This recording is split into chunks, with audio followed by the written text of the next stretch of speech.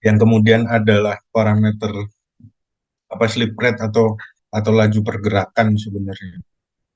Nah, kenapa ini menjadi faktor utama? Nah, tadi karena dia aktif, dia bergerak, nah bergeraknya seberapa besar itu.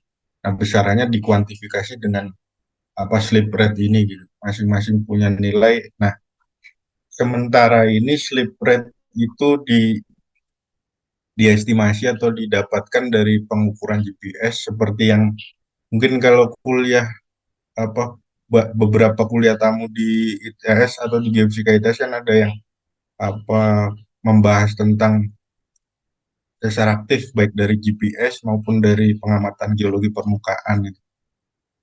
Nah, selanjutnya adalah tadi terkait parameter gempa tadi ada kurang lebih 25 tadi misalkan di sesar Cimandiri dia punya slip rate 0,5 mm per tahun pergerakannya atau pergeserannya dengan mekanisme geser reverse slip atau thrust fault sebenarnya sesar naik kemudian arah dipnya adalah 45 shot dan top bottomnya 3 sampai 18 km dengan panjang 23 km dan maksimum magnitude yang mungkin terjadi adalah sekitar 6,7. Nah, parameter-parameter ini sebenarnya didapatkan berdasarkan pengamatan atau observasi di lapangan, didapatkan data tadi misalkan slip rate ini bisa kita dekati dengan tadi geodetic measurement dengan GPS continuous GPS yang atau pengukuran GPS yang dilakukan kemudian besaran magnitude maksimum juga bisa diestimasi dari kira-kira panjang dari patahannya tadi kemudian beberapa pendekatan banyak dilakukan misalkan pendekatan paleoseismologi kalau mungkin yang pernah ikut kuliah tamunya Pak Mudrik Daryono beliau expert di bidang paleoseismologi atau geologi gempa. Beliau melakukan pengamatan di lapangan berdasarkan trenching atau trenching adalah yang membuka lapisan tanah bagian atas kira-kira 2 sampai 3 meter. Kemudian diidentifikasi adanya pergeseran yang kemungkinan diakibatkan gempa. Nah, besaran pergeseran tadi kemudian bisa bisa dikuantifikasi atau diinterpretasi menjadi potensi atau besaran maksimum magnitude yang pernah terjadi. Nah, untuk panjang biasanya teman-teman geologis apa mendapatkan panjang berdasarkan pengamatan di lapangan, berdasarkan analisa geomorfologi, kemudian peran kita itu di geofisik sebenarnya subsurface imaging kita butuh mendeliniasinya tiga parameter ini sebenarnya mulai dari top patahannya sampai bottom patahannya, kemudian kemiringannya seperti apa sehingga intinya geometri atau bentuk dari patahannya seperti apa gitu. Nah, kemudian adalah kenapa dipasang top patahan sekitar 3 km dan bottom patahan 18 km ini berkaitan dengan mungkin di seismologi dikenalkan adanya seismogenic fault atau seismogenic depth. Nah, seismogenic depth ini adalah kedalaman yang mungkin terjadi gempa. Biasanya untuk Pulau Jawa atau untuk di Indonesia kira-kira di 3 sampai 18 km. Makanya jangan heran ketika misalkan ada kejadian gempa terutama di darat apa BMKG selalu menginformasikan informasi awal itu kedalaman kira-kira di 10 km gitu untuk patahan darat gitu atau patahan dangkal. Karena yang dianggap sebagai seismogenic depth itu berkisar dari 3 sampai 18 km tadi. Nah, kemudian ada keterangan di sini bahwa perhitungan probabilistik atau PSHA dia hanya mengakomodir 20% dari nilai sleep rate pengukuran GPS. Nah, kenapa apa ada perbedaan antara sleep rate dari GPS dan sleep rate gempa? Nah, seperti kita ketahui bahwa GPS mengukur di permukaan dan deformasi permukaan ini sebenarnya masih masih belum bisa dipisahkan pure tektonik atau proses geologi permukaan lainnya, misalkan subsidence, misalkan ada apa slow slow rate landslide gitu, ada pergeseran secara lateral maupun vertikal yang bukan diakibatkan oleh proses tektonik gitu. Makanya apa dibobot atau di courting sebesar 20% dari sleep rate pengukuran hasil GPS. Nah, sebenarnya kalau kalau kembali ke pengukuran GPS seperti beberapa kuliah tamu terkait pengukuran GPS yang membahas apa soal geodinamika atau deformasi, apa kita ketahui bahwa apa hasil pengukuran GPS sebenarnya lebih banyak fungsi dari proses geologi permukaan gitu. Jadi apa agak susah memisahkan antara apa yang diakibatkan oleh tektonik proses dan proses geologi permukaan tadi. Nah, ini sebenarnya masih menjadi PR juga bagaimana kita mendapatkan nilai slip rate yang relatif bagus, relatif baik, relatif mendekati slip rate dari gempa.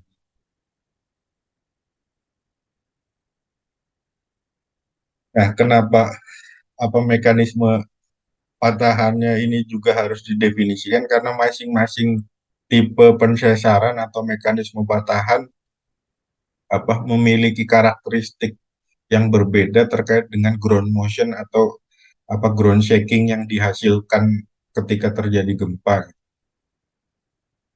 Nah, ini apa mulai dari 1 sampai 12 di Jawa, kemudian ini 13 sampai 15 di Jawa. Nah, secara umum sebenarnya kalau Jawa balik ke peta tadi ada dua dua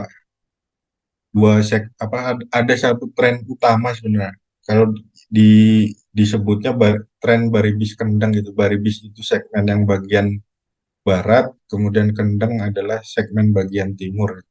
Jadi ada satu sistem pensesaran besar yang kemungkinan apa sambung menyambung sehingga apa ya ada kemungkinan juga bergerak bersamaan gitu. Tapi tergantung tergantung energi yang bisa mengakibatkan pergerakan tadi. Nah, kalau kalau di sini tadi ada Cimandiri, kemudian ada Baribis Kendeng yang di apa barat Baribis, yang timur Kendeng, kemudian yang selatan sebenarnya yang seperti saya sampaikan tadi yang baru terdefinisi dengan baik adalah sesar opak yang di Jogja dengan laju slip rate yang cukup cukup besar sebenarnya 0,75 mm per second, kemudian panjangnya juga cukup cukup besar apa 45 km dan maksimum magnitud di 6,6 berdasarkan geometri sesar yang didefinisikan. Nah, saya coba apa membahas sebenarnya ini ada apa tugas tugas-tugas di kakak tingkat sebelumnya sebenarnya berkaitan dengan apa ya apa mencoba hands on exercise lah apa latihan bagaimana menghitung apa ground motion tadi atau menghitung PGA peak ground akselerasi yang apa kuantifikasi dari apa tingkat getaran gempa tadi adalah PGA tadi. Nah, ini adalah pendekatan sederhana. Pendekatan sederhana di sini berdasarkan apa penelitian dari Well dan Coppersmith. Pertama adalah kaitannya dengan hubungan antara maksimum magnitud dan panjang patahan, length of fault. Nah, semakin panjang patahan, kemungkinan semakin besar magnitud maksimumnya juga makin besar. Gitu. Misalkan ini di salah satu sesar di apa Baribis Kendeng segmen Cepu dia punya panjang tadi sekitar 100 kilometer. Kemudian dari berdasarkan persamaan Bell-Cooper-Smith tadi didapatkan nilai maksimum magnitudo sekitar 7,4 skala magnitudo. Ini terkait tadi besaran gempanya, potensi besaran gempa maksimumnya, kemudian terkait dengan periode ulang. Nah, seperti kita ketahui bersama bahwa apa gempa atau apa ya gempa yang terjadi adalah akibat dari pergerakan tektonik lempeng yang didrive atau yang didorong berdasarkan adanya mekanisme arus konveksi di mantel sehingga mengakibatkan pergerakan yang terus-menerus. Nah, pergerakan terus-menerus tadi mengakibatkan gempa akan terjadi berulang kali. Nah, perulangan tadi dikarakterisasi atau dikuantifikasi dengan istilah periode ulang gempa. Nah, periode ulang gempa di sini sebenarnya dipengaruhi oleh tadi besaran pergeseran yang teramati berapa besar per tahunnya gitu, atau slip rate. Kemudian dengan besaran slip rate tadi kira-kira magnitudo berapa yang dihasilkan, maksimum magnitudo tertentu yang berdasarkan panjang gelombang ini dihasilkan dengan periode ulang sebesar berapa tahun gitu.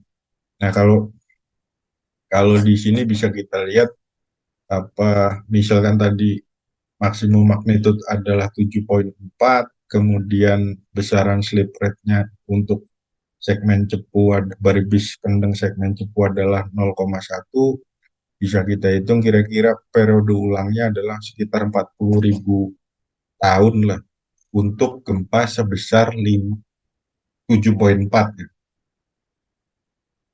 Nah, tadi pentingnya pengukuran slip rate tadi adalah tadi ketika kita bisa mengetahui besaran slip rate yang murni fungsi dari tektonik, kita bisa mengetahui tadi periode ulang dengan pasti gitu, dengan certain gitu. Tingkat ketidakpastiannya rendah. Gitu. Nah, ini pentingnya tadi pengukuran proses deformasi yang terjadi.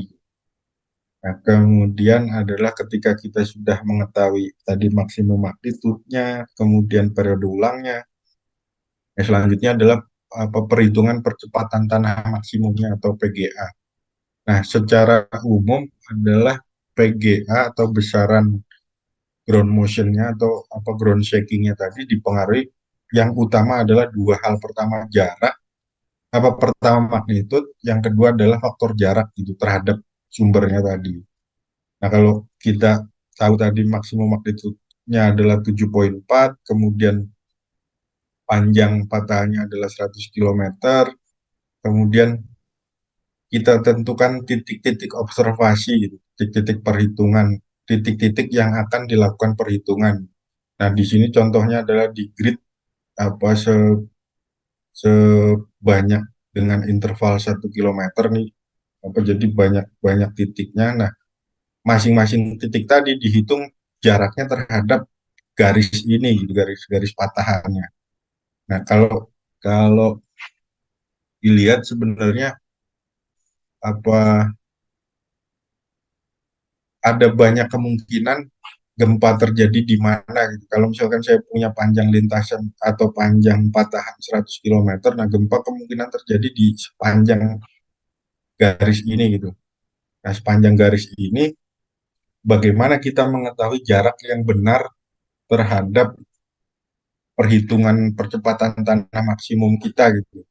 Nah, sebenarnya banyak banyak skenario mulai dari kita hitung semua titik terhadap titik sepanjang garis patahan atau dipilih berdasarkan kriteria tertentu, misalkan jarak terdekat terhadap garis, jarak terjauh terhadap garis, atau jarak rata-rata terhadap garis gitu. Jadi satu misalkan panjang patahan ini kita diskretisasi menjadi per 1 kilometer, jadi ada sekitar 100 titik.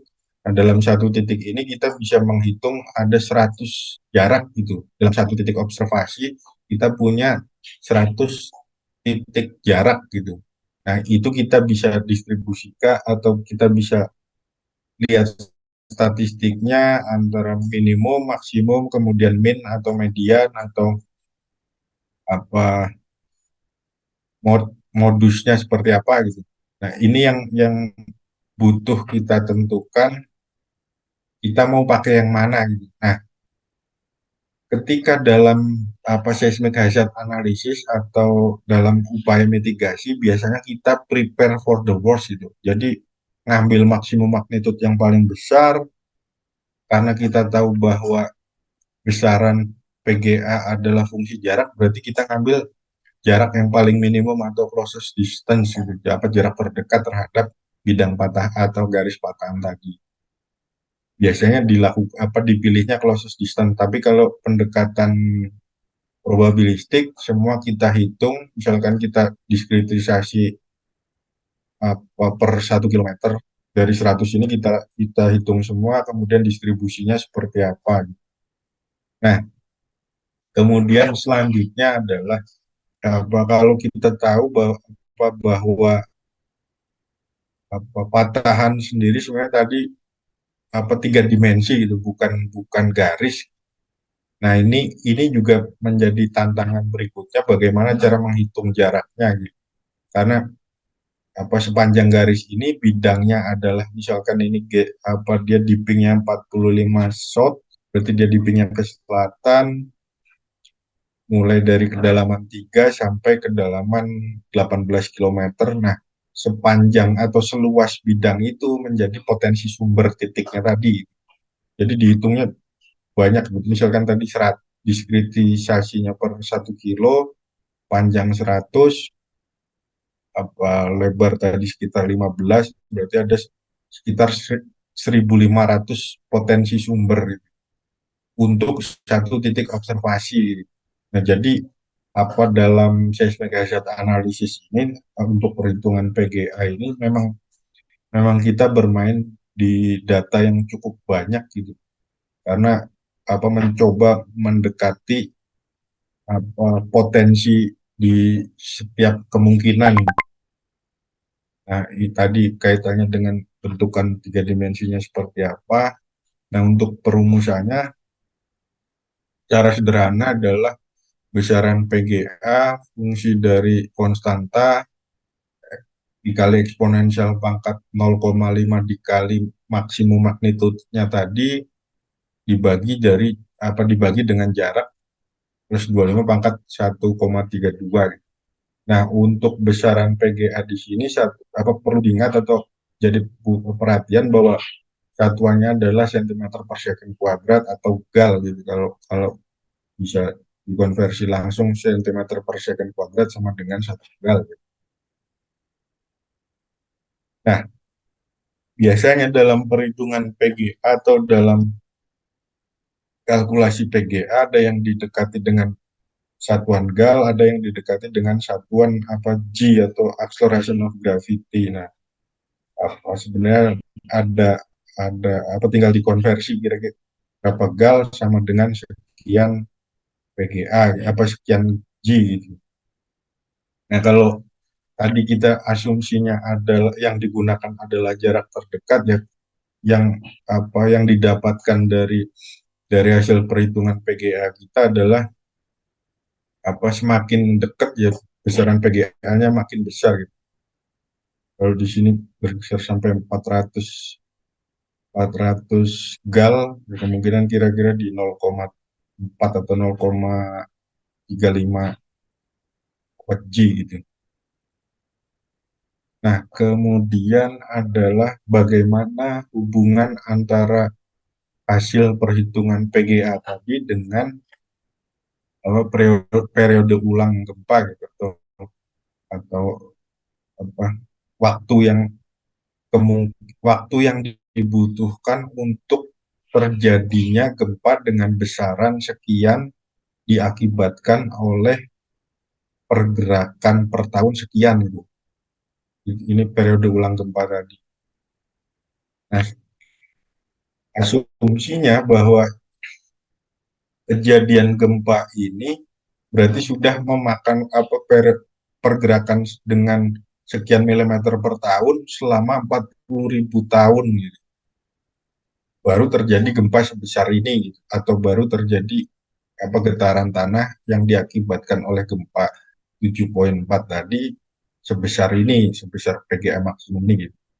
Nah, hubungan tadi periode ulang tadi ketika kita di apa seismic hazard analysis yang kita tahu bahwa apa time frame atau lifetime kita itu sebenarnya manusia kan antara ya 60 sampai maksimum 100 tahun lah ke apa usia manusia gitu. Nah, biasanya dalam seismic hazard analysis ada di apa ditentukan masa pengamatan gitu. Masa pengamatan tadi misalkan apa selama 100 tahun probabilitasnya berapa gitu. Kalau misalkan tadi 40.000 tahun dalam apa kemungkinan terjadi dalam 100 tahun berapa persen gitu. Atau probabilitasnya berapa persen terjadi gitu. Nah, besar probabilitas tadi berdasarkan waktu pengamatan ada yang 100, ada yang 500 tahun, ada yang 1000, ada yang 2500 tahun. Nah, besaran probabilitas tadi dilakukan pembobotan terhadap apa nilai PGA maksimum berdasarkan apa perhitungan dari time frame apa maksimum tadi periode sekitar 40.000 tahun tadi. Nah, berikut adalah ini bisa di googling, bisa di search. Ini berdasarkan per KBNPB bagaimana apa, membuat kajian risiko bencana gempa bumi sebenarnya apa intinya tadi apa mengklasifikasikan atau zonasi dari daerah yang kemungkinan terdampak akibat gempa tadi. Nah, secara umum sebenarnya ada dua alur. Pertama adalah intensitas guncangan di batuan dasar. Ini yang kita hasilkan berdasarkan PGA, perhitungan PGA tadi. Kemudian ada yang seperti kemarin saya jelaskan ada local set effect.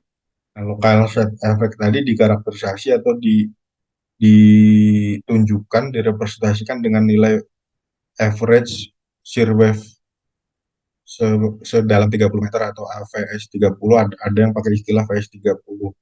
Nah, kalau berdasarkan perka karena memang apa pendekatannya lebih lebih global atau regional, dia hanya menyarankan berdasarkan DEM atau berdasarkan elevasi gitu dengan perhitungan tertentu untuk menghasilkan nilai VS 30. Ini juga berdasarkan persamaan empiris. Kemudian ada juga yang di develop USGS, mungkin nanti bisa akses ada VS apa searchingnya atau googlingnya VS 30 USGS ya, nanti muncul bagaimana metode yang dilakukan USGS dalam menentukan VS 30 sebagai fungsi elevasi, sebagai fungsi apa zona tektonik aktivitinya seperti apa gitu. Nah, dari nilai VS 30 tadi kemudian secara apa empiris juga dilakukan perhitungan apa ground amplification factor ini atau amplifikasi faktor. Jadi ketika ada guncangan apa terjadi gempa, kita hitung apa intensitas getarannya berdasarkan perhitungan tadi untuk di level batuan dasar atau basement apa ada yang pakai istilah basement, ada yang pakai istilah bedrock, ada yang pakai istilah engineering bedrock gitu. Intinya batuan keras gitu. Jadi apa amplifikasi faktor ini atau penguatan getaran gempa terjadi karena adanya sedimen lunak atau lapisan lunak yang overlaying atau yang berada di atas apa batuan keras. Nah, perhitungan PGA biasanya dievaluasi di level batuan dasar. Kemudian untuk mengetahui kira-kira di permukaan seperti apa, tinggal di multiplik apa dikalikan antara faktor amplifikasinya dengan PGA di batuan dasar atau di batuan kerasnya gitu. Sehingga didapatkan nilai apa PGA di permukaan atau intensitas guncangan di permukaan. Nah, berdasarkan perka ini sebenarnya juga PGA tadi kemudian di klasifikasikan menjadi 8 kelas. Ini PGA dalam G bukan dalam GAL, dibagi berdasarkan range tertentu menjadi 8 kelas. Nah, semakin besar nilainya atau kelasnya, ini yang zona yang potensi intensitas guncangannya paling besar. Nah, nanti ini berkaitan dengan tugas yang akan dilakukan, flow-nya seperti ini. Tadi perhitungan perhitungan PGA background-nya seperti yang saya jelaskan tadi, kemudian nilai VS30-nya bisa di-download dari USGS untuk mendapatkan nilai ground amplification faktornya atau GAF-nya, sehingga didapatkan nantinya adalah intensitas guncangan di permukaan. Kemudian nanti bisa diklasifikasikan menjadi kelas ini atau diklasifikasikan menjadi intensitas gempa. Nah, kemudian tadi karena sebenarnya hasil akhir dari perhitungan ini adalah PGA tadi, PGA juga bisa ditransformasi atau di convert menjadi intensitas. Nah, intensitas di sini sebenarnya ada dua yang kita pakai sekarang. Ada yang MMI yang lama yang 1 sampai 10, kemudian ada skala intensitas gempa BMKG. Nah, kalau kalau di sini ini adalah satuannya GAL yang BMKG untuk dikonversi menjadi intensitas skala intensitas gempa BMKG. Kemudian kalau yang di sini adalah satuannya G untuk di-convert menjadi atau ditransformasi menjadi skala intensitas MMI. Nah, berdasarkan intensitas ini kita sebenarnya bisa mengatur kira-kira kalau ada kejadian gempa dengan misalkan apa besarannya tadi berapa ya? 258 sekitar 0,26 G, 0,26 G kira-kira di MMI 7. Nah, ini getaran yang mungkin dirasakan adalah sangat sangat kencang, kemudian sangat keras, kemudian kaitannya dengan potensi kerusakan apa sedang atau menengah gitu, level kerusakannya.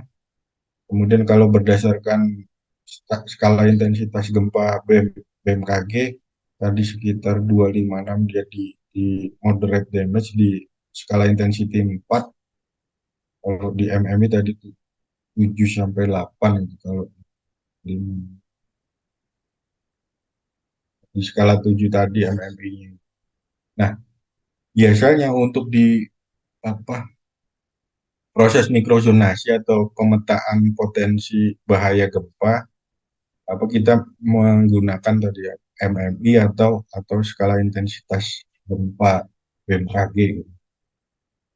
Sampai di sini ada pertanyaan.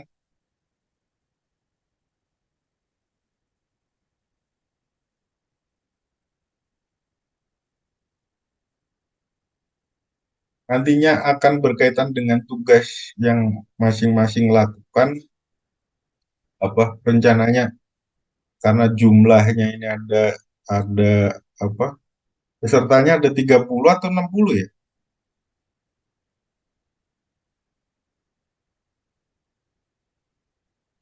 Halo, Sepertinya tidak sampai 60, Pak.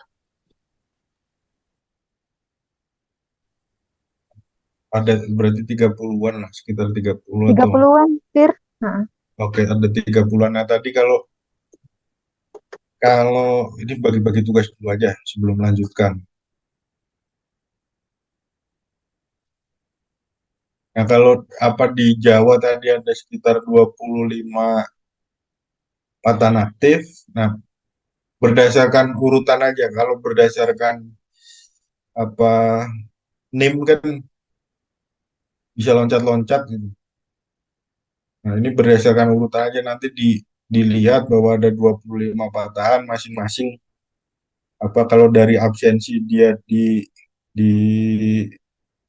nomor berapa, patahannya yang mana gitu. Nah, untuk yang misalkan urutan lebih dari 25 nanti balik lagi ke nomor satu gitu. Sampai sini ada pertanyaan terkait tugasnya.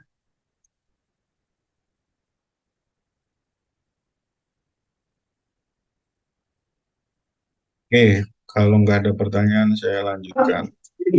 Izin bertanya ya, Pak. Yuk, Oke. Sebelumnya saya Pak. Kalau gitu ini Pak, saya izin bertanya. Karena tugas-tugas sebelumnya itu kan juga mengenai acceleration dan juga PGA. Nah, yang saya tanyakan itu apakah PGA itu sama kayak acceleration yang G ini Pak? Nah, itu. sama kayak apa? Yang ini acceleration, percepatan G yang di ini, yang ada di Nah, tampilan di set screen. akselerasi di sini PGA gitu. Jadi terminologi akselerasi tadi sebenarnya akselerasi kan banyak. Nah, yang dipakai itu sebenarnya peak ground puncak, percepatan puncaknya. Kalau kalau kita hitung, saya lupa grafiknya. Jadi sebenarnya ada banyak banyak nilai akselerasi. Nah, nilai akselerasinya karena balik lagi bahwa kerangkanya adalah apa mitigasi, prepare for the worst, yang diambil itu yang maksimum gitu. Jadi intensitas guncangan paling kuat gitu. Ground motion paling kencang gitu. Baik, Pak. Terus kemudian kalau misalkan sama kan TGA itu ada macam-macam jenisnya kan Pak ya, tergantung dari apa kekuatan gempa dan juga potensi setiap berapa tahun itu. Apakah ada pengaruh ketika memilihnya gitu Pak? Memilih TGA yang jenis yang seperti apa gitu? Nah, kembali lagi tadi apa bukan PGA jenis apa tapi PGA yang nilainya berapa tadi. Biasanya tadi tergantung apa konteksnya misalkan tadi karena prepare for the worst, semua yang diambil yang paling maksimum gitu. Tadi jaraknya paling dekat, magnitudonya paling besar, kemudian kalau ada persamaan yang banyak persamaan yang digunakan, persamaan yang yang mengakomodir nilai paling besar gitu karena prepare for the worst. Tapi sebenarnya itu juga nggak fair juga ketika misalkan tadi periodenya 40.000 tahun gitu, hidup kita cuma 100 tahun gitu. Nah, makanya tadi ada istilahnya apa bukan pembobot probabilitas itu probabilitas kejadian. Tadi kalau ada 40.000 apa periode ulangnya 40.000 kita apa evaluasinya misalkan jangan 100 tahun lah 500 tahun. Jadi 500 per 40.000 sama dengan sekian persen gitu. Nah, besaran tadi dibobot dengan sekian persen tadi karena apa kemungkinan terjadi gempa, apa kemungkinan terjadi intensitas guncangan sebesar ini adalah sekian persen gitu. Jadi akhirnya dibobot juga gitu. Nah, tapi dalam proses pembobotan tadi kita juga harus menghitung semua semua kemungkinan itu tadi kemungkinan paling besar sekian, kemungkinan slip rate-nya ternyata lebih kenceng sehingga apa ada variasi periode ulang tadi atau recurrent time-nya dia bisa semakin pendek periode ulang berarti kan apa probabilitasnya makin besar gitu. Nah, probabilitasnya makin besar tadi berarti intensitas guncangannya atau PGA-nya juga makin besar gitu. Nah, lebih banyaknya ini sih sebenarnya apa kalau secara sederhananya diistilahkan multi skenario lah kalau kalau apa secara sederhana tapi kalau secara teknis sebenarnya apa kenapa ada istilah probabilistic seismic hazard analysis karena semua kemungkinan itu dihitung gitu. Makanya lebih banyak orang lebih prefer pakai PSHA dibanding deterministic seismic hazard analysis gitu. Nah, yang menarik adalah kapan kita pakai PSHA, kapan kita pakai DSHA atau deterministik gitu. Nah, beberapa kasus terutama di objek-objek vital dalam proses perencanaan bangunan atau perencanaan apa gedung atau perencanaan pabrik biasanya lebih prefer ke deterministik karena balik lagi dia harus membuat bangunan karena objek vital tadi membuat bangunan yang apa kuat terhadap kemungkinan goncangan paling besar gitu di daerah tersebut. Misalkan objek vitalnya apa? Ingat kejadian gempa 2011 mungkin ya masih kecil juga ya. Gempa 2011 Tohoku, Jepang, ada instalasi pembangkit listrik nuklir yang bocor yang diakibatkan oleh gempa gitu. Nah, apa kalau dibilang kegagalan engineering ya di situ kegagalan karena bukan hanya engineeringnya yang gagal mendesain bangunan untuk kuat terhadap gempa karena ini vital kan nuklir gitu. Ternyata juga ada kegagalan apa estimasi atau ya kasarnya kesalahan lah, kesalahan di geosainsnya tadi atau bidang kebumiannya dalam mendefinisikan sumber tadi kemungkinan paling gede berapa gitu. Nah, itu yang apa hanya Tuhan yang tahu lah sebenarnya. Manusia hanya bisa berusaha mengestimasi kira-kira oh kayaknya berdasarkan kelakuan yang kita amati berdasarkan data kira-kira sekian dapat apa jadi apa kebijakan akhirnya si engineering tadi mendesain bangunan dengan kekuatan maksimum sebesar sekian itu. Tapi akhirnya ya ternyata kegagalan konstruksi juga gitu. Fail juga akhirnya kejadian juga bocor gitu. Nah, tadi apa probabilitas tadi yang apa yang berpengaruh lah tadi maksimum magnitudonya berapa, kemudian periode periode ulangnya seperti apa. Nah, biasanya untuk tadi objek-objek vital tadi khususnya apa instalasi nuklir dia pakai pendekatan deterministik sehingga apa firm bahwa bangunan dia tahan dengan apa kekuatan goncangan sekian. Oke, ada lagi? Baik Pak, terima kasih Pak atas jawabannya. Oke, saya lanjutkan tadi adalah sampai apa intensitas tadi. Nah, sebenarnya kalau ya saya sampaikan tadi juga bahwa apa sumber sendiri atau patahan atau sesar sendiri sebenarnya dia adalah bidang gitu. Jadi kalau di gambar ini ada yang hijau, ada yang apa kuning. Nah, semua titik di apa semua titik yang berada di bidang ini berpotensi menjadi sumber gempa gitu. Karena dalam perhitungan apa kegempaan atau dalam seismic hazard analysis pendekatan yang dilakukan adalah perhitungan yang dilakukan adalah didekati dengan point source. Padahal sumbernya adalah bidang gitu atau plane gitu. Nah, apa makanya perlu diakomodir tadi kemungkinan nukleasi atau proses inisiasi terjadinya gempa itu sebelah mana gitu. Nah, kalau kalau berdasarkan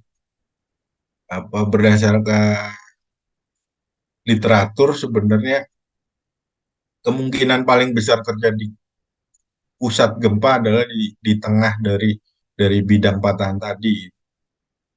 Nah, yang menarik lagi adalah data-data yang disampaikan pusat studi gempa nasional tadi atau PUSGEN yang diakomodir menjadi buku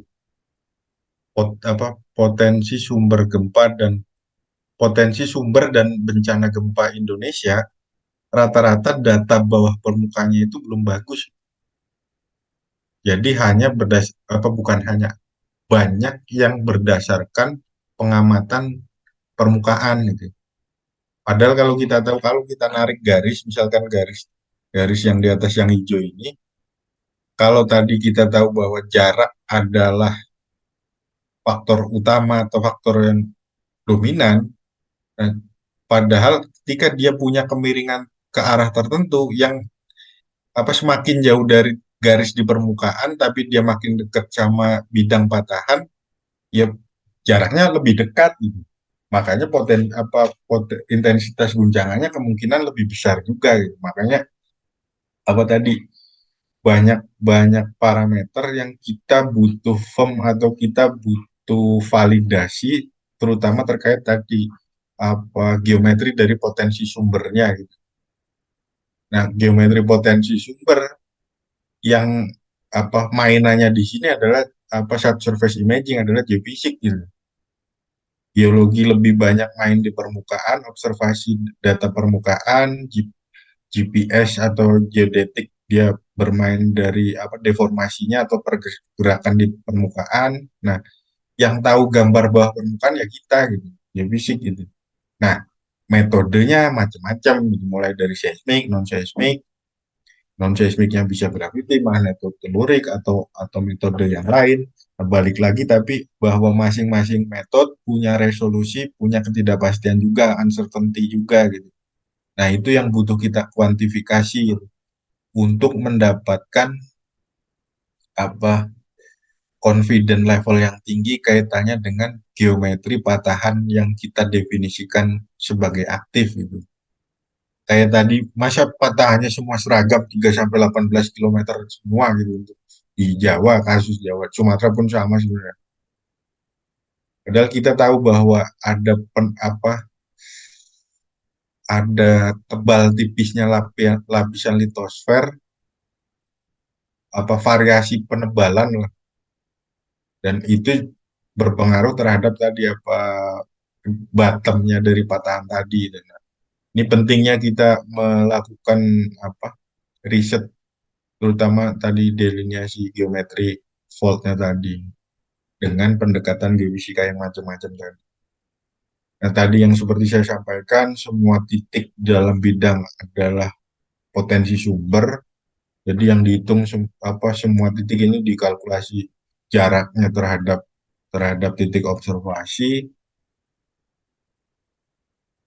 Nah, kemudian tadi ada fungsi pembobotan terhadap apa periode ulang gempa, kemudian sebenarnya ada kalau kita punya Gaussian shape atau fungsi yang semakin ke tengah dia semakin besar, yang kemungkinan nukleasinya paling tinggi atau probabilitas nukleasinya paling tinggi adalah di center of plane fault line-nya gitu.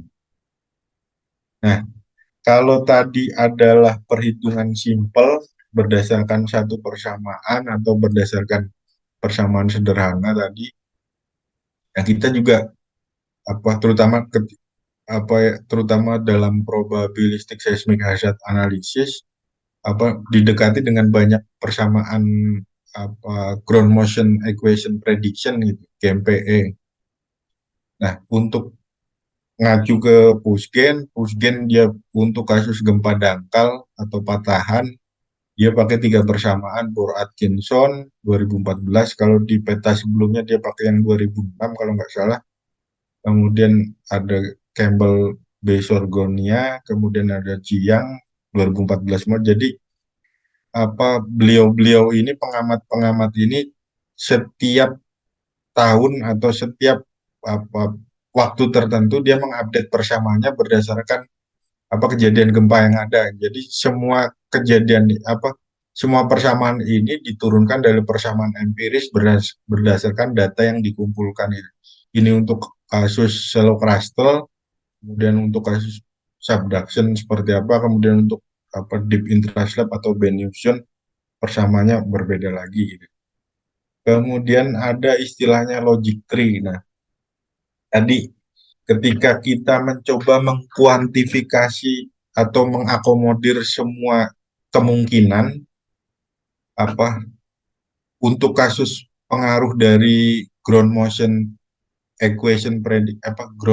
prediction equation GMPE, dilakukan logic tree atau fungsi percabangan. Jadi dalam satu patahan ada magnitude uncertainty, kita bisa memasukkan kira-kira maksimum magnitudenya berapa dengan variasi berapa persen, kemudian dihitung berdasarkan persamaan tertentu tadi. Nah, secara sederhana karena ada 3 persamaan, ya udah bobotnya masing-masing sama gitu, sepertiga.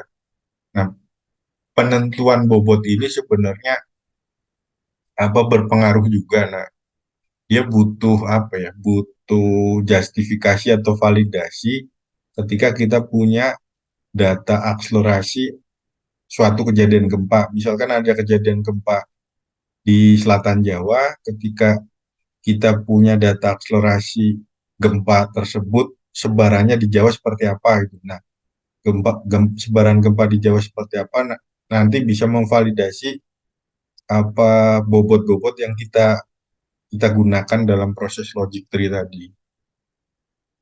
Nah, kalau di sini ada magnitude uncertainty, ada Gutenberg Richter. Nah, Gutenberg Richter kalau di seismologi mungkin sudah pernah dijelaskan hubungan antara apa jumlah kejadian atau frekuensi of occurrence gempa terhadap magnitude. Nah, magnitude di sini sebenarnya jumlah kumulatif gitu, kumulatif jumlah kejadian gempa terhadap magnitude. Jadi semakin semakin besar magnitudonya, jumlah kejadiannya atau frekuensi kejadiannya dia makin kecil gitu.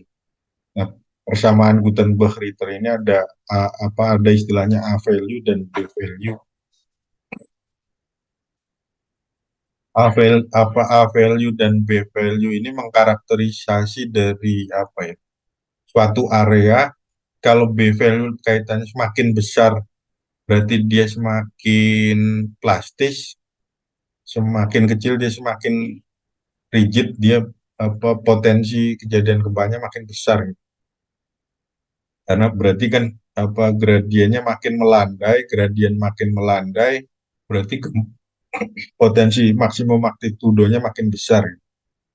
Nah, tadi kalau kita mengakomodir tadi probability seismic hazard analysis, kemungkinan besaran magnitude yang terjadi, ya kalau ngacu dari persamaan Gutenberg-Richter ini berarti semua magnitude juga punya potensi besar potensi kejadian. Magnitude ini juga mempengaruhi tadi periode ulang tadi. Jadi kalau disimulasikan, ya banyaklah simulasi. Jadi satu titik itu terhadap satu sumber aja sudah cukup banyak. Kemudian apalagi kalau di-combine atau digabungkan dengan potensi sumber yang lain, bukan cuma satu patahan.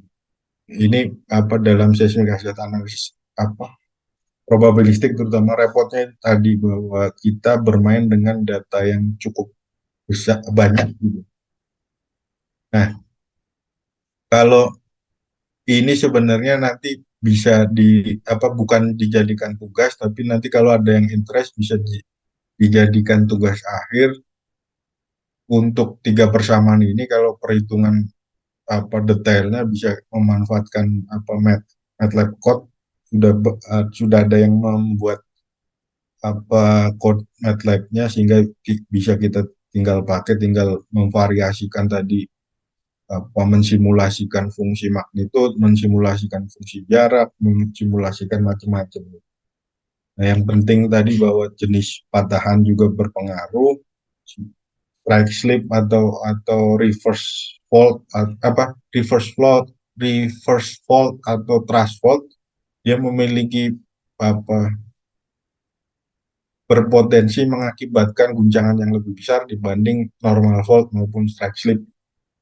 Nah, kemudian juga ada tadi pengaruh basin depth, ada pengaruh ketebalan lapisan lunak tadi atau sedimen tadi, karena mempengaruhi besarnya ground amplifikasi. Nah, ini contohnya, ini ada beberapa variasi, sumbernya hanya 2, kemudian besaran PGA-nya yang dievaluasi berdasarkan periode tertentu, ada yang maksimum yang diambil, ada yang periode 0,2 second, ada periode 1 second.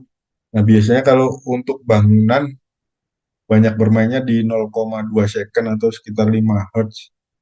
Nah, getaran 5 Hz ini yang dianggap paling merusak soalnya kalau di civil engineering. Nah, kemudian tadi variasi possible source distance ini hanya diambil 3 gitu. Bagaimana kalau diambil semua jarak terhadap bidang tadi? Terus kemudian persamaannya ini 3, return periodnya kita skenariokan ada 0,05 sampai 0,5, kemudian time evaluasinya atau time frame kita evaluasi ada 500.000 dan 2.500. Nah, dari variasi ini aja didapatkan 486 realisasi gitu. Jadi kebayang kalau semua diakomodir semua kemungkinan diakomodir, ya realisasinya cukup banyak gitu. Makanya dalam seismic hazard analysis sebenarnya lebih dominannya di statistical seismology karena kita banyak bermain di statistik. Nah, ini contohnya misalkan di return period dengan slip rate sekian, periodnya sekian, gitu. Ada berbagai variasi. Kemudian karena berbagai variasi tadi, efeknya adalah terhadap pembobotan tadi, apa probability of accident-nya gitu. Kemungkinan terjadinya sekian persen gitu. Ini yang berubah-ubah. Nah, sampai sini ada pertanyaan?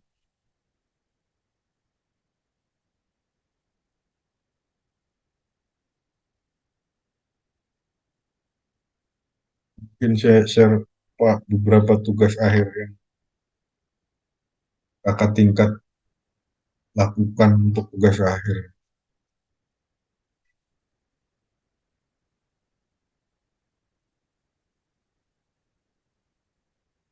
Share screen-nya udah muncul.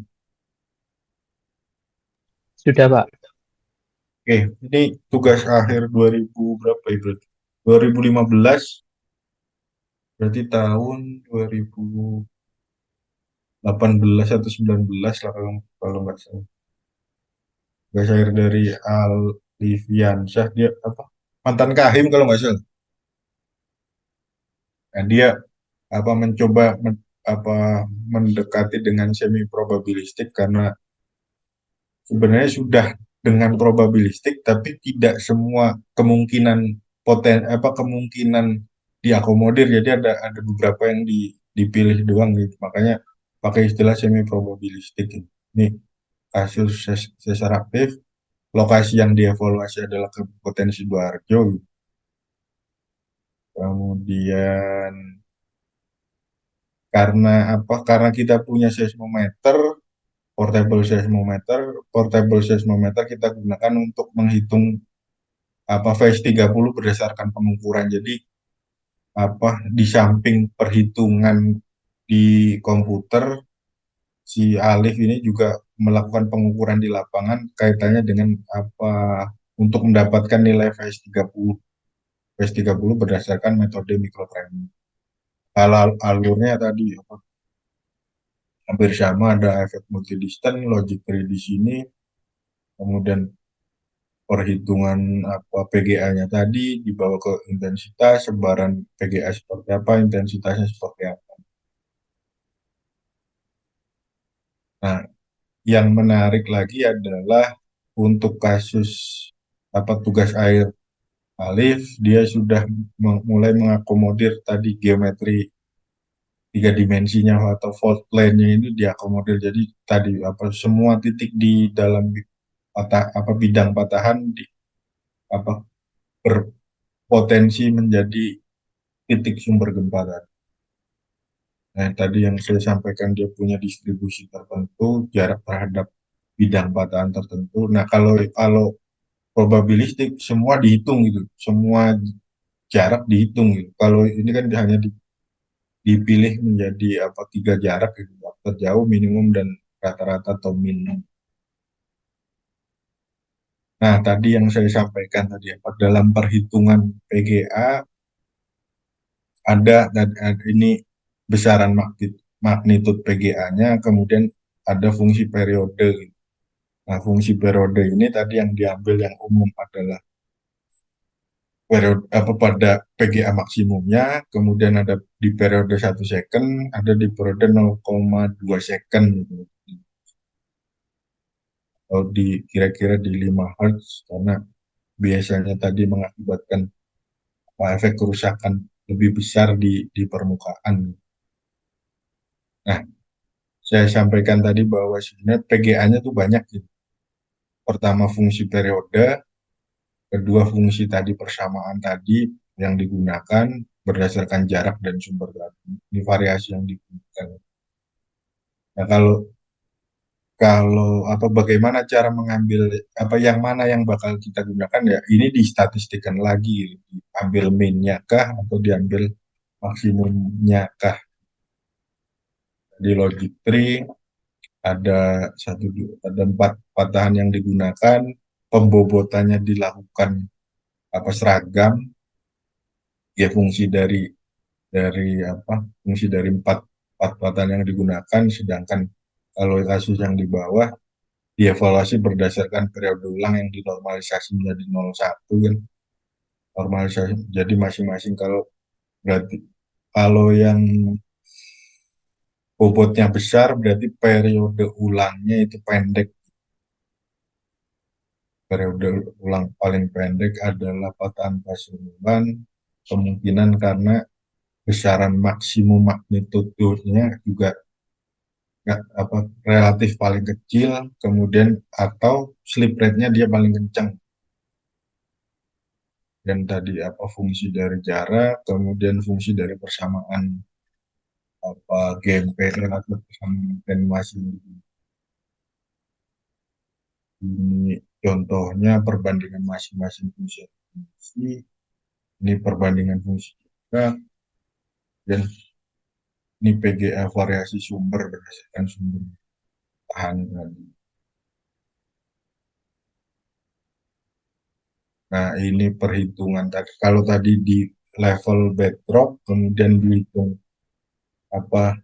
ketebalan sedimen, kemudian di level S30-nya seperti apa.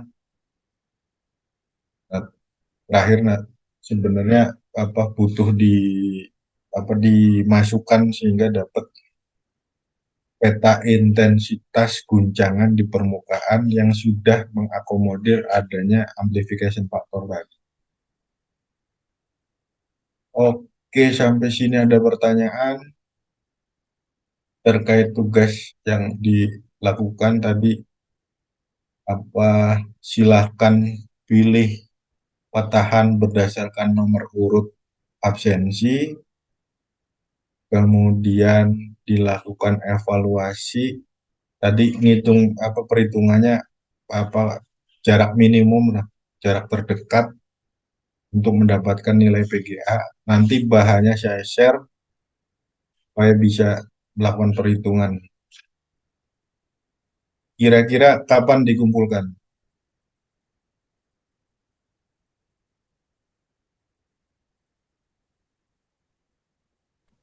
Seminggu.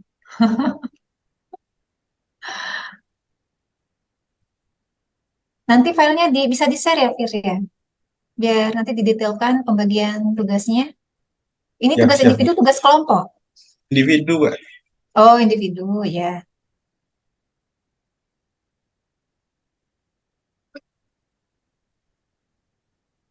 Fir mau tanya, Monggo-monggo.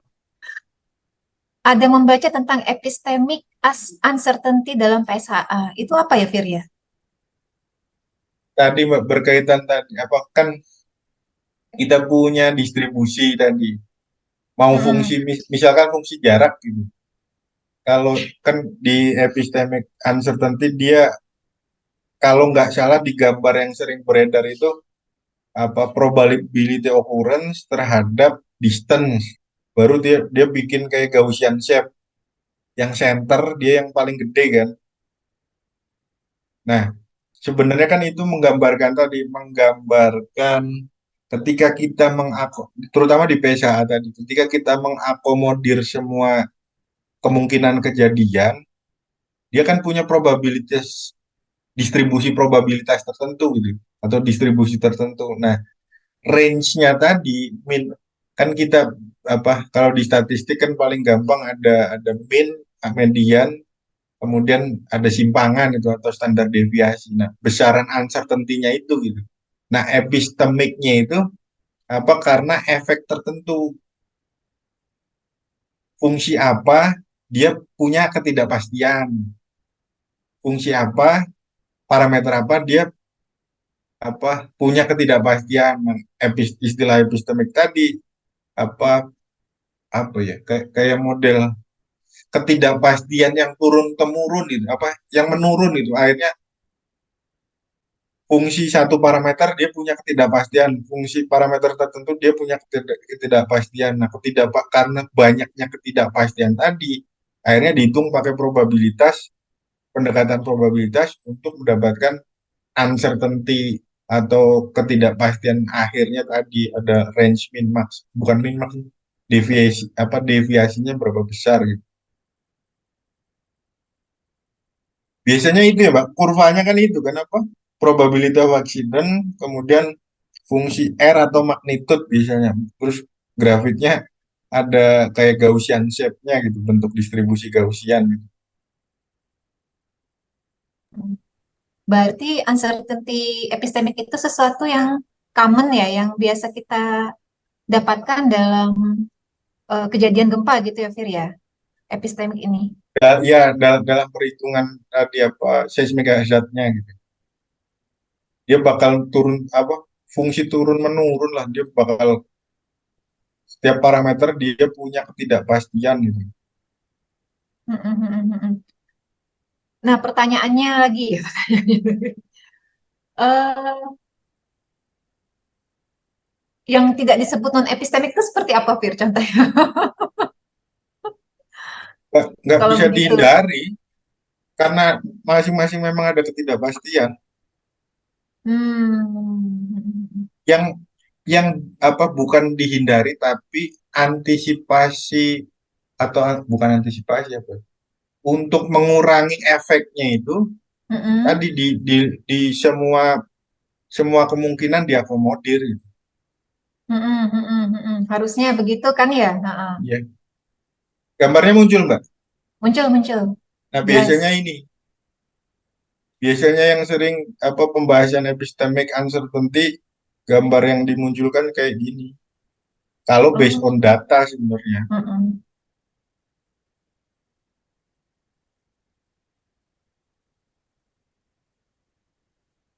Nah, sebenarnya kan mengakomodir ini apa? Range min Iya, max-nya. harusnya itu ya. Mm-mm, mm-mm, mm-mm. Jadi sebenarnya kalau di perhitungan yang agak advance tadi yang pakai persamaan apa beberapa persamaan nanti ada Ya, bobot logic apa tree tadi ya. Mm-mm, ya yang yang segala macam itu mm-mm. ini ada 95%, ada apa 105% gitu. Jadi Iya. kalau kita menentukan deviasinya berapa persen ini besaran ininya yang apa Hmm. ketidakpastiannya tadi gitu. Mm.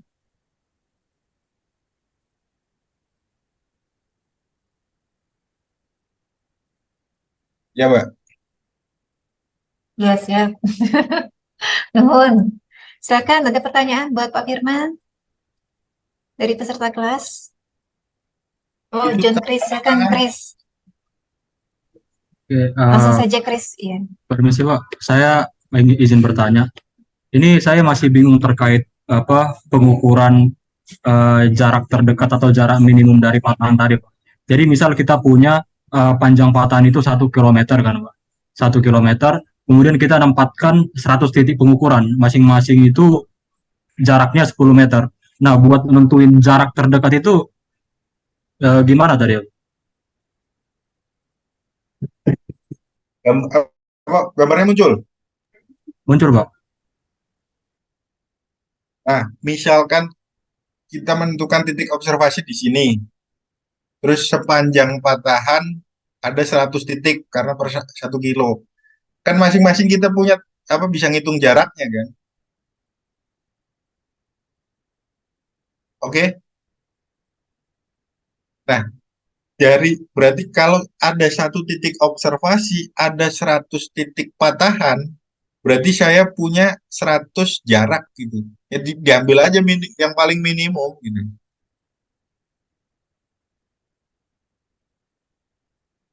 Oh, Sebenarnya ini apa point to line distance gitu. Kalau di apa ya? Mata kuliah apa yang jarak jarak titik terhadap garis. Nah, kalau kalau paling gampang ya tadi didekatinya dengan diskritisasi garis tadi dibagi menjadi per 1 kilo tadi, dihitung semua jaraknya, baru ditentukan yang minimum yang mana gitu. Itu jarak yang dipakai gitu. Nangkep? Tadi siapa? John ya? Ya, Pak. Berarti Nangkep? tadi, Pak, berarti tadi dalam yang fault geometry itu eh, banyaknya titik-titik tadi itu berdasarkan titik pengukur atau gimana, Pak? Bukan pengukuran. Apa secara sederhana dibagi menjadi dua. Pertama, titik observasi, yang ini yang gambar titik-titik, sama garis ini, garis patahannya. Nah, garis patahannya, ketika kita ada kesulitan untuk menghitung jarak titik terhadap garis, ya dilakukan diskritisasi, atau jadi sepanjang dari sini ke sini dibagi per 1 kilo gitu, titik jadi titik-titik gitu. Nah, jarak tadi berarti jarak titik terhadap multi titik yang representasi dari line tadi atau dari garis gitu.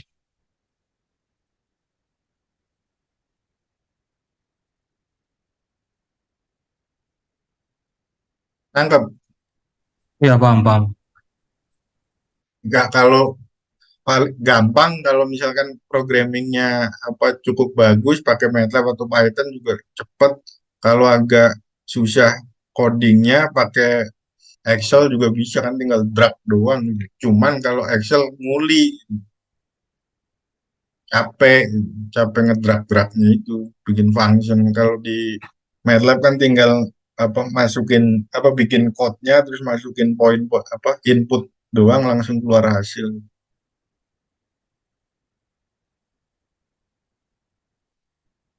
Ada lagi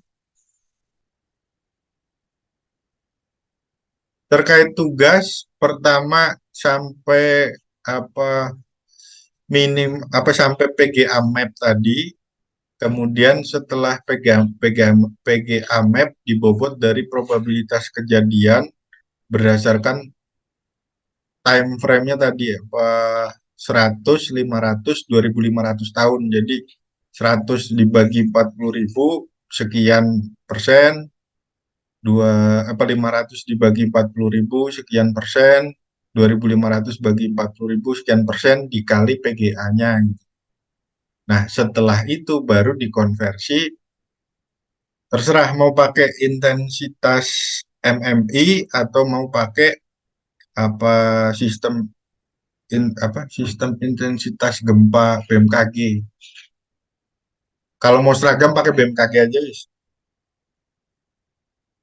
Supaya kita bisa mengetahui kira-kira apa goncangannya seperti apa, kemudian efek kerusakannya seperti apa gitu.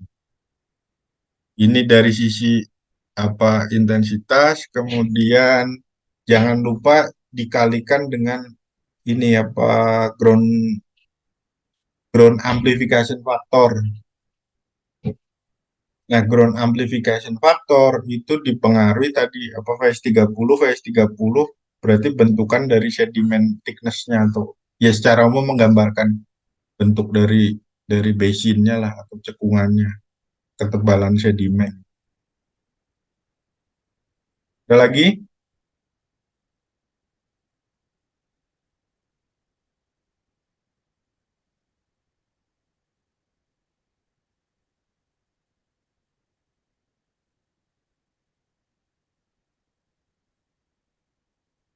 Kayaknya cukup sekian, Mbak.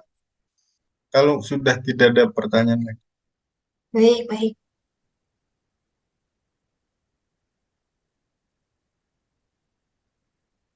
Ya, Firman yang tutup apa saya tutup? Ya udah, terima kasih. Assalamualaikum warahmatullahi wabarakatuh. Kembali ke Buin. Waalaikumsalam warahmatullahi wabarakatuh. Ini dikumpulkan di Classroom seperti biasa saja ya, Fir ya.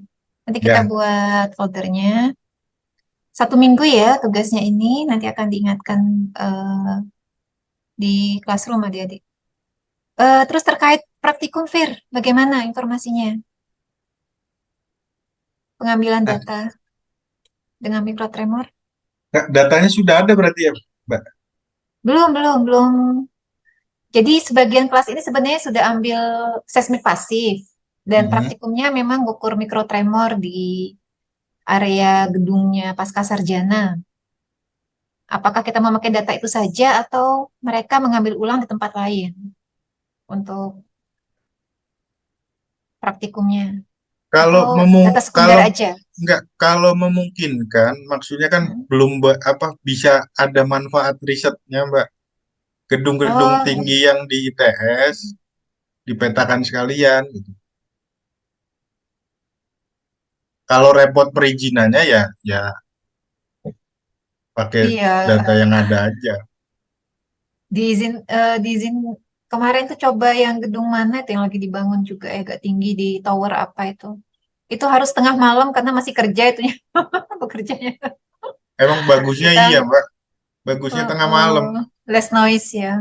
Iya, Cuma ini kan mungkin kalau itu buat TA aja kali ya, Fir. Tapi kalau buat praktikum sementara nggak terlalu dalam mungkin ya ya untuk data yang ada aja.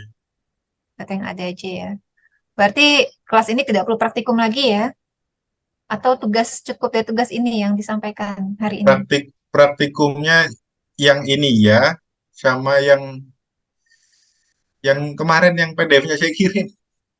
Oh, yang itu ya. ah. Mm-mm. Berarti dua tugas itu ya untuk praktikum kegempaan ya. Ya, jadi nggak ada tatap Mm. muka lagi. Paling kalau Mm-mm. nanti jadwalnya UAS presentasi itu. Oh iya iya. Baik, Fir. Mm. Sekarang pekan 13 berarti ya nanti sekitar pekan 15-16 ya, kayak gitu aja ya. Sepakati dengan kelas. Ya, Baik, ngikut Firman. aja. Ya, itu ya pengumumannya. Tugas yang kemarin akan Ibu upload juga di Classroom untuk mengingatkan. Dan tugas hari ini. Ada pertanyaan lagi dari peserta kelas? Presensinya sudah Ibu sampaikan di chat ya. Mungkin ada yang bisa menempelkan kembali untuk yang baru hadir. Mungkin ini Bu, izin bertanya. Untuk pembagiannya nanti pripun nggih? Apakah sudah ada di materi bersamaan yang nanti dikirimkan? Ya, Pembagian nanti. besarnya ini Bu. Ya, nanti Ibu cek dari file yang dikirim Pak Firman, Ibu bagikan detail ya per mahasiswa untuk tugasnya. Patahan apa saja yang akan dikerjakan. Nggih Bu. Itu Baik, ya, terima Pak. kasih. Hmm. Sama izin bertanya Bu, tadi agak kurang mendengar untuk mengenai apa pengganti praktikum tadi apa Bu ya? Kalau boleh tahu. Oh, tugas yang kemarin dan tugas hari ini. Oh, tugas yang Lalu, kemarin dan tugas hari mm, ini Bu. Ya. jadi nggak jadi praktikum. Tadinya kan mau Yang kemarin ambil resume. data, eh, Mm-mm. dan tidak jadi. Disepakati kembali untuk mengerjakan data saja yang sudah diberikan di pekan kemarin dan hari ini. Baik Bu, Prak- terima Tapi nanti kasih. di akhir praktikumnya ada penilaian. Hah? praktikumnya komputasi, jadi nggak harus ngukur di lapangan, tetap praktikum. Hmm. Oh iya Pak. Dan tugas ini nanti Untuk ya, dipresentasikan ya, Fir, ya, sebagai penilaian ES ya. Ya, Mm. untuk komputasinya datanya sama Pak atau ada lagi? datanya Buin yang pegang. Ya, nanti Ibu Oh iya, upload. baik Pak. Belum, belum.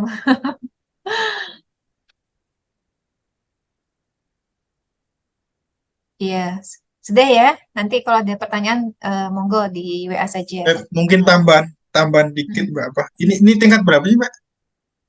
Semester 5, 5 itu tingkat 3 ya. ya 3. Nah, beberapa seniornya juga sedang ngambil tugas air yang berkaitan tadi apa ground motion juga kaitannya dengan bangunan juga gitu. Jadi mungkin apa kalau memang agak interest sebenarnya masih banyak celah tadi. Kalau kalau yang ditugaskan kan hanya simpel tadi hanya garis, belum tadi Mm. bidang gitu. Belum tadi mengakomodir semua. Jadi apa kita bisa bisa bisa apa mengkuantifikasi tadi epistemic uncertainty-nya gitu. Ketika kita punya apa Iya, iya. distribusi semua kemungkinan diakomodir gitu. Hmm. Baik, Fir. Mm. Paling itu ya.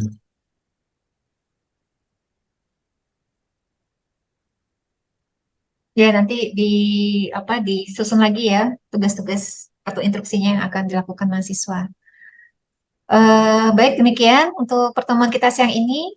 Eh, kita tutup ya kelas rekayasa kegempaan. Alhamdulillah, Assalamualaikum warahmatullahi wabarakatuh. Ya. Waalaikumsalam. Waalaikumsalam. Ibu